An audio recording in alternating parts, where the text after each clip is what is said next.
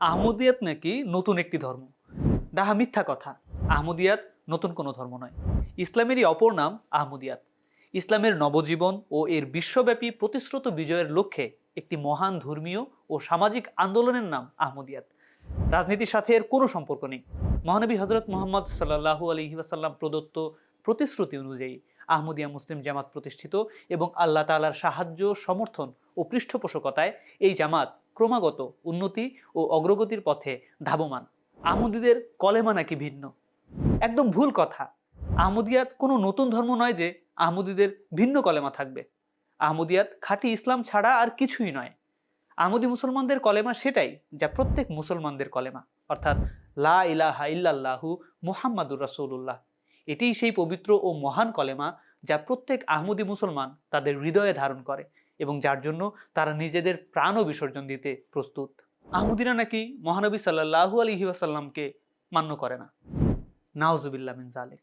ডাহা মিথ্যা কথা। প্রত্যেক আহমদী মুসলমানের কলেমা হচ্ছে লা ইলাহা ইল্লাল্লাহু মুহাম্মাদুর রাসূলুল্লাহ।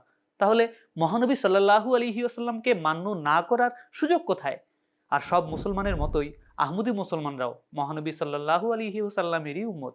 প্রতিটি আহমদী মুসলমান বিশ্বাস করে মহানবী হযরত মুহাম্মদ সাল্লাল্লাহু আলাইহি ওয়াসাল্লাম হচ্ছেন খাতামুন নবীন। তার আনুগত্য ও অনুসরণ ছাড়া আল্লাহর রহমত, নৈকট্য কোনো কিছুই লাভ করা সম্ভব নয়।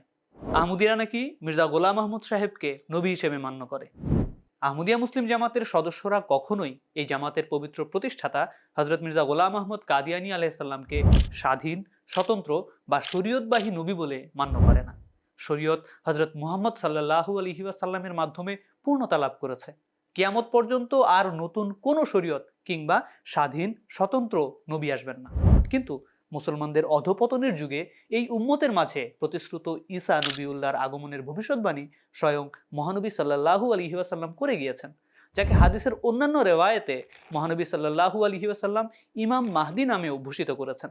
হযরত মির্জা গোলাম আহমদ কাদিয়ানী আলাইহিস সালাম আল্লাহ তাআলার নির্দেশে সেই প্রতিশ্রুত ঈসা ও ইমাম মাহদি হবারই দাবি করেছেন। এ কারণে তিনি কোরআন ও হাদিস অনুসারে মহানবী হযরত মুহাম্মদ সাল্লাল্লাহু আলাইহি ওয়াসাল্লামের চাকর ও উম্মতি নবীর মর্যাদা লাভ করেছেন। এজন্য আহমদী মুসলমানরা হযরত মির্জা সাহেবকে মহানবী সাল্লাল্লাহু আলাইহি ওয়াসাল্লামের উম্মতি, চাকর ও দাস নবী হিসেবে মানে। আহমদীরা নাকি মহানবী সাল্লাল্লাহু আলাইহি ওয়াসাল্লামকে শেষ নবী মানে না, বরং মির্জা গোলাম আহমদ কাদিয়ানী আলাইহিস সালামকে শেষ নবী হিসেবে মানে।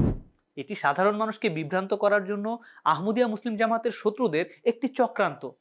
আহমদী মুসলমানরা পূর্ণ বিশ্বাস রাখে যে মহানবী হযরত মুহাম্মদ সাল্লাল্লাহু আলাইহি ওয়াসাল্লাম হলেন খাতামুন নবীন।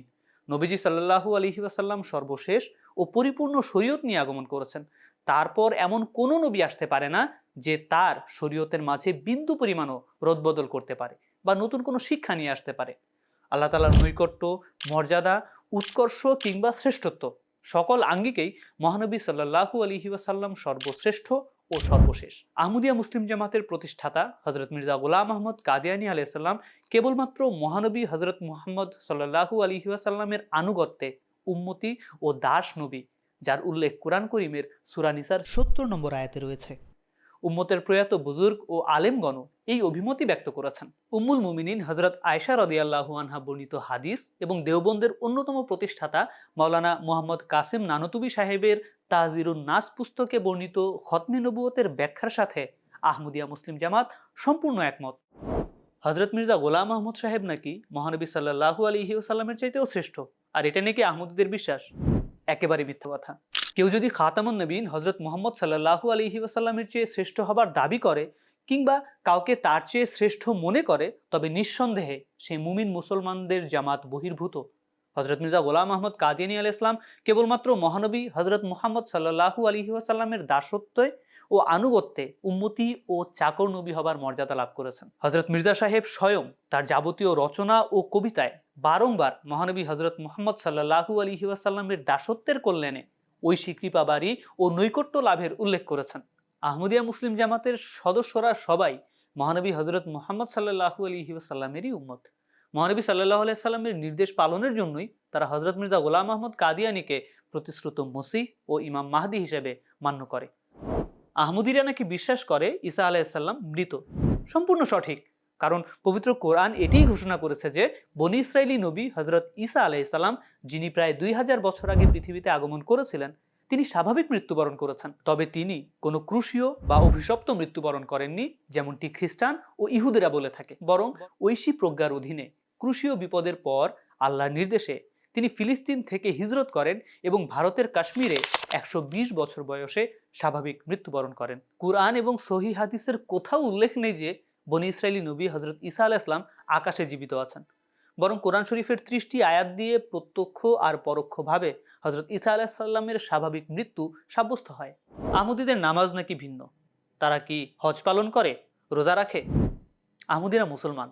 আহলে সুন্নাত ওয়াল জামাতের সংজ্ঞা ও প্রয়াত বুজুর্গগণের ইজমা অনুযায়ী যা ইসলাম বলে অভিহিত তার সবই আহমদী মুসলমানরা পালন করে থাকে। আহমদী মুসলমানরা নিয়মিত 5 বেলা নামাজ আদায় ছাড়াও সাধ্যমতো তাহাজ্জুদ ও অন্যান্য নফল নামাজ আদায় করে।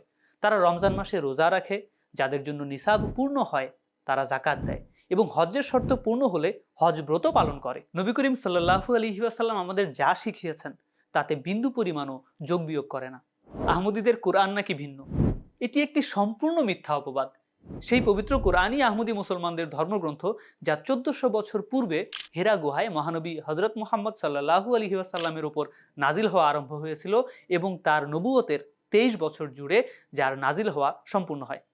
আল্লাহ তাআলা যেভাবে পবিত্র কোরআনে ঘোষণা দিয়ে রেখেছেন, মানুষ, জিন বা তাদের মিথ্যা উপাস্যরা সবাই একত্রিত হয়ে চেষ্টা করলেও কোরআনের অনুরূপ কিছু তৈরি করতে পারবে না, এই কথায় আহমদিয়া মুসলিম জামাত দৃঢ় বিশ্বাস রাখে।